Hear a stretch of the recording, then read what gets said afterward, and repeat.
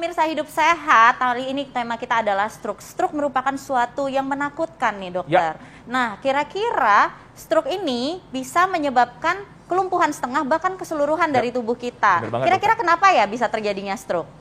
Nah, saat ini Dokter Nisa kita sudah bersama dengan Dokter Nurul, spesialis neurologi. Apa kabar, Dok? Baik, alhamdulillah. Halo dokter. Ya, dan ada Pak Dodi, Dokter Nisa. Iya, Dokter ini adalah orang yang mengalami stroke sekarang ya? Iya, survival dari penyakit stroke. Halo Pak Dodi dan Ibu berserta istri. Selalu ditemani ya? Iya, karena memang orang stroke itu membutuhkan support yang luar biasa dari keluarganya. Oke, Dokter Nurul ada fakta mitos yang pertama nih. Oke. Ya, pada stroke, kelemahan otot terjadi pada sisi tubuh yang berlawanan dengan sisi otak. Fakta atau mitos, Dok? Itu fakta. Jadi, mungkin saya bisa dikasih lihat gambar otak yang pertama ya. Oke. Ya. Ya, Karena sudah, Dok? soal memang kan banyak orang-orang yang ngelihat nih dokter. Ini yang dilihat terjadi Otak penyakitnya di bagian sini gitu kan. Iya. Tapi kok lumpuhnya sebelahnya gitu. Jadi gini, otak kita tuh secara anatominya itu terbagi menjadi dua. Otak kanan, hemisfer kanan dan hemisfer kiri. Nah, hemisfer yang kanan ini, otak kanan ini dia mempersarafi ekstremitas atau anggota gerak yang sebelah kiri.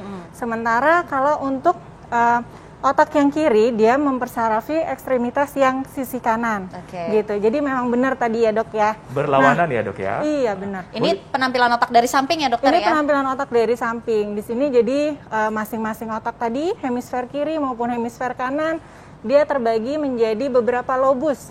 Ada lobus frontal, parietal, kemudian occipital.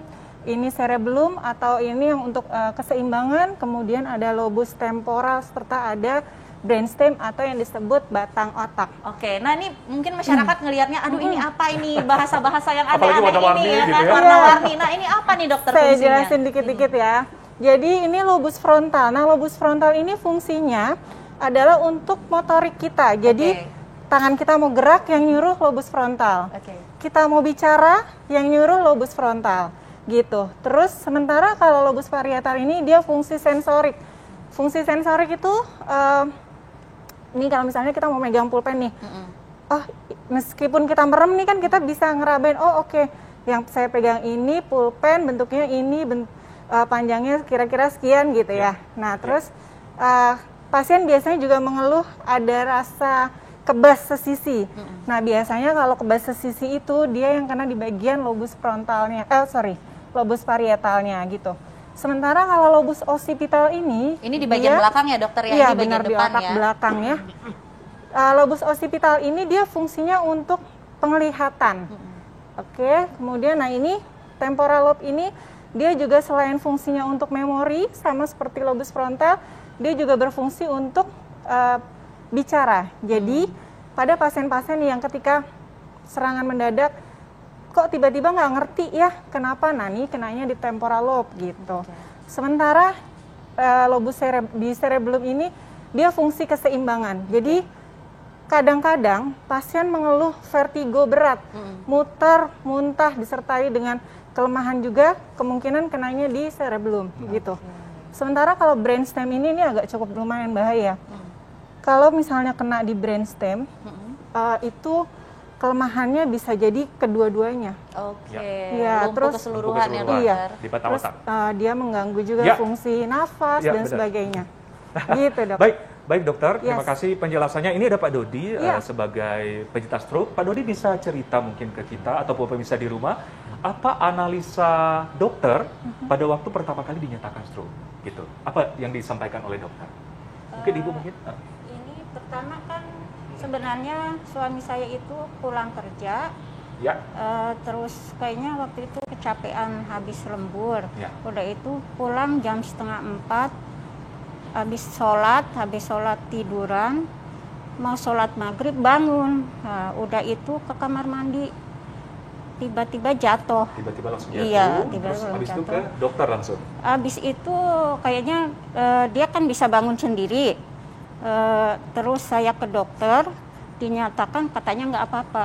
Tapi maaf, itu sudah mengalami kelumpuhan kah? Belum. Oh, belum? Belum. Jadi cuma jatuh sekali. aja, pingsan dan ke dokter bilang belum ada indikasi berarti ya? Nggak ada indikasi apa-apa. Akhirnya suruh pulang. Lah, selama pulang berapa jam kemudian, 3 jam, baru mulai ini dokter. Kelemahan, mengalami kelemahan. Mulai kelemahan.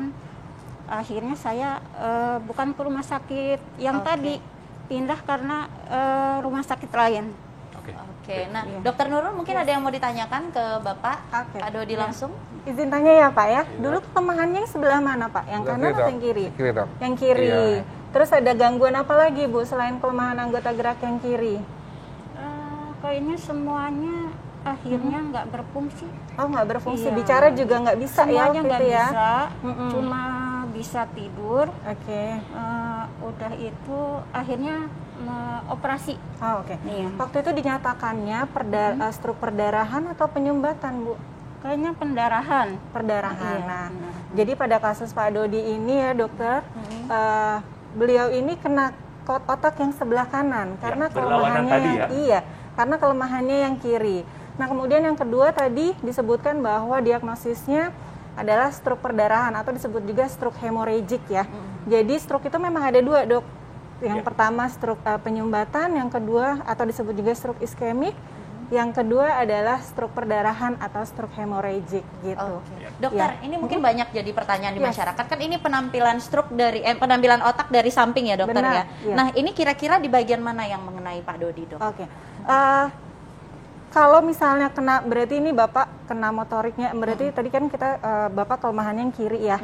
Berarti otaknya kenanya yang sisi sebelah kanan. Sebelah kanan. Iya. Nah, ini kita ini dari sisi penampakan dari atas gitu kalau di foto, nah bentuknya seperti ini. Jadi kemungkinan kenanya berarti kena di bagian motorik, di lobus frontalnya. Dan di lobus frontal ini kan dia juga ada fungsi bahasa dan fungsi memori. Maka saat itu Pak Dodi juga terserang tuh, ada gangguan komunikasinya ya Bu, ya benar ya gitu. Nah mungkin karena, balik lagi, kenapa waktu itu Pak Dodi sempat nggak sadar, balik lagi perdarahannya tuh seberapa luas, seberapa banyak. Jadi semakin besar perdarahan, dia semakin menyebabkan penurunan kesadaran. Dan tidak semua stroke perdarahan itu akan dioperasi, hanya beberapa kondisi yang perlu penanganan operasi, seperti itu. Nah, berarti itu kan tadi dikatakan tidak sadar tuh, Dok. Benar. Terus tiba-tiba baru bangun, baru lumpuh sebelah gitu kan. Nah, itu berapa lama sih tiba-tiba langsung lumpuh, apa langsung gitu, Dok? Seketika? Jadi stroke itu kan merupakan suatu gangguan defisit neurologis yang mendadak ya. Jadi dia yang mendadak saat itu, saat penyumbatan ya langsung terjadi kelumpuhan saat itu juga. Kalau boleh saya jelaskan gejala klinisnya, Dok. Yang pertama, se itu adalah senyum asimetris. Iya. Yang kedua, gerakan kelumpuhan sebelah. Nah, terus ra itu bicara. Bicara bisa gangguan komunikasi, tidak keluar, tidak bisa bicara, atau tidak mengerti pembicaraan gitu. Nah kemudian tadi kan segera, terus ke-nya kebas sebelah, kebas sesisi, kemudian RS-nya itu R adalah rabun, jadi gangguan penglihatan mendadak kalau kenanya di pembuluh darah retina, pembuluh darah mata. Iya. Terus yang terakhir adalah S ya, sakit kepala yang hebat gitu. Jadi kalau misalnya ada klinis tadi segera ke RS, maka kita harus ke rumah sakit segera. Kalau ada klinis yang tadi saya sebutkan. Gitu. Ya. Oke dokter. Nah kembali lagi ke Pak Dodi, yang pertama kali Pak Dodi rasakan pertama kali, kira-kira apa tuh dari penjelasan dokter tadi? Gimana? Pertama kali yang dirasakan, iya pertama kali stroke. Sakitnya bagian mana atau ada yang terasa nyerinya atau gimana? Gimana Pak Dodi? Masih ingat kan? Ada nyeri kepala atau tiba-tiba penglihatan mungkin. Aduh tiba-tiba nggak sadar aja gimana Pak? Ini Dok, kaki itu sama tangan tuh kaku deh. kaku, kaki sama. Berarti Kebas karena berarti di fungsi motoriknya ya. Iya. Iya. Ada rasa kebas juga waktu itu, Pak? Ada dong. Ada. Iya. Oke, berarti ya kira-kira tadi kena di bagian motorik dan daerah antara lobus frontal sama parietalnya gitu. Ya. Oke, masih kita akan membahas kenapa stroke bisa menyebabkan lumpuh setengah ataupun keseluruhan. Oke. Sesaat lagi bersama kami tetap di Hidup Sehat. Lagi di Hidup Sehat. Itulah tadi kita sudah melihat beberapa tokoh dunia ataupun selebriti yang pernah mengalami stroke. Kembali lagi ke Dr. Nurul, tadi kita sudah bahas stroke bisa menyebabkan lumpuh sebelah atau menyeluruh. Kira-kira masyarakat mungkin ingin tahu lebih jelas kenapa demikian, Dok? Kenapanya? Ya. Oke, kembali lagi tadi kita yang gambar yang sudah kita perlihatkan. Karena kerusakan di otak, jadi tadi seperti saya jelaskan bahwa stroke itu ada dua macam, stroke perdarahan dan stroke penyumbatan. Nah, kalau stroke penyumbatan ini dia disebabkan karena aliran darah ke otaknya itu berkurang. Ya. Jadi pada orang normalnya itu aliran darah otak nilainya 50 ml per 100 gram berat otak. Nah, kalau pada pasien-pasien stroke itu dia karena alirannya darah kurang, itu dia turun. Jadi nilainya sekitar antara 18 sampai 20 ml per 100 gram otak. Nah, jadi karena aliran darah yang turun. Ya. Oke. Kemudian yang kedua, kalau stroke perdarahan itu disebabkan karena pembuluh darah di otak pecah. Pecah ya, Dok ya? Ya. Iya. Kenapa bisa pecah? Pertanyaannya kan gitu ya. Yang pertama karena tensi yang tinggi. Itu menyebabkan lama-lama pembuluh darahnya itu tidak kuat sehingga meregang terus kemudian menyebabkan pecah atau disebabkan oleh aneurisma.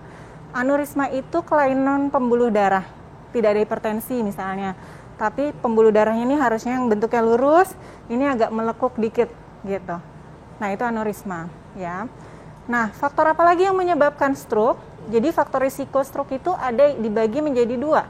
Yang pertama itu yang bisa dimodifikasi, yang kedua yang tidak bisa dimodifikasi. Yang tidak dimodifikasi misalnya satu usia. Semakin usianya tua, faktor risiko stroke akan semakin besar.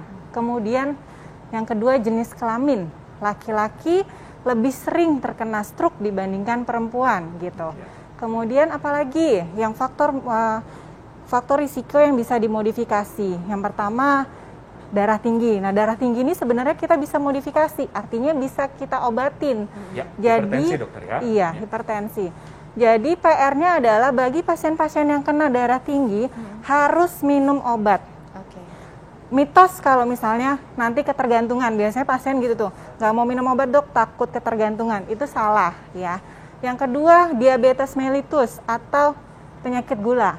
Nah, sakit gula ini juga sama, harus minum obat secara teratur seumur hidup gitu. Terus faktor-faktor lainnya, kolesterol yang tinggi, itu juga bisa. Penyakit jantung, penyakit ginjal, dan banyak lagi macamnya. Oke, baik-baik. Nah, makasih dokter. Iya. Nah, Bu Ria, Ibu Ria ini kan Bapak seorang yang hebat survival dari penyakit stroke tersebut. Ya. Mungkin ada yang mau ditanyakan ke Dokter Nurul? Oh iya dokter, apakah orang yang kena stroke bisa terulang kembali, misalnya stroke kembali gitu? Oke, pertanyaan bagus banget nih dok ya. Jadi benar, pada pasien-pasien yang pernah kena stroke, dia bisa terserang stroke kembali jika faktor resiko tadi tidak dikontrol dengan baik. Jadi bisa Iya, terjadi bisa. kembali ya? Iya, beberapa pasien karena bandel nggak mau minum obat misalnya, pola hidupnya juga tidak dirubah, itu ada yang bisa 2 kali, 3 kali, bahkan lebih gitu. Jadi bisa berulang kali ternyata, Bisa Dokter, berulang kembali. Oke. Ya. Ya, dokter. Nah, ini bagaimana tips bagi masyarakat yang menyaksikan ini untuk pemirsa di rumah, bagaimana cara mencegah terjadinya stroke ataupun yang sudah mengalami, bagaimana tipsnya? Oke. Supaya tidak terjadi stroke lagi, dokter. Iya. Kalau untuk pencegahan terjadinya stroke, otomatis tadi perubahan pola hidup. Jadi kita makan harus yang bagus-bagus ya, yang sehat, kemudian olahraga secara teratur ya dok ya. Olahraga, setuju banget dok. Jangan merokok ya dokter. Jangan ya? merokok, benar. Iya itu. Nah, sama faktor-faktor risiko yang tadi saya sebutkan, misalnya sudah punya darah tinggi ya harus diobatin, tentunya harus minum obat secara teratur gitu. Kemudian apa sih yang harus dilakukan ketika ada keluhan seperti tadi? Jadi time is brain katanya gitu. Jadi ketika detik itu mengalami keluhan kelemahan sebelah bibir asimetri atau bibir miring, nggak bisa bicara, itu harus segera ke rumah sakit. Karena butuh penanganan segera gitu. Kalau pada stroke iskemik atau stroke penyumbatan itu ada golden hour-nya. Golden hour-nya kurang dari 4,5 jam. Jadi baiknya datang ke rumah sakit kurang dari 4,5 jam untuk dilakukan terapi trombolisis. Jadi masuk obat penghancur penyumbatannya yang lewat infus. Kira-kira gitu. Nah nih dokter, ini banyak nih pertanyaan masyarakat. Apakah ketika seseorang pernah mengalami stroke, ada kemungkinan bisa beraktivitas normal kembali? Ya, itu kembali lagi yang pertama adalah seberapa luasnya sih penyumbatan atau perdarahan saat terjadinya gitu. Yang kedua, seberapa rajin pasien berobat. Dan seberapa rajin pasien fisioterapi. Jadi ini fisioterapi penting banget gitu. Jadi semakin pasien, menurut penelitian semakin sering pasien stroke di fisioterapi, outcome-nya akan lebih baik dibandingkan yang tidak di fisioterapi. Baik, gitu. Dokter, terima kasih atas informasinya. Nah, ini memang berarti salah satunya adalah minum obat dan fisioterapi. Fisioterapi ini sangat penting nih ternyata, dokter. Nah, seperti apa pembahasannya dan bagaimana fisioterapi yang akan kita lakukan untuk penderita stroke? Sesaat lagi tetap di Hidup Sehat.